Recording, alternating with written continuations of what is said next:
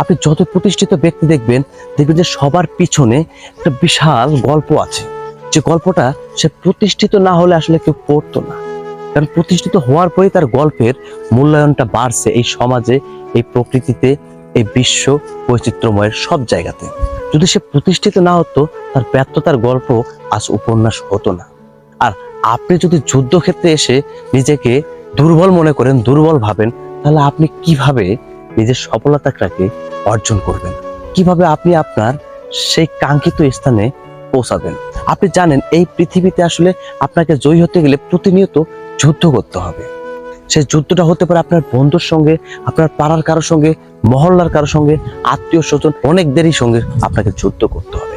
কারণ এখানে কেউ এসে আপনাকে খাওয়াই দিবে না, কেউ সফলতার ট্রফিটা নিয়ে এসে আপনার হাতে ধরাই দিবে না।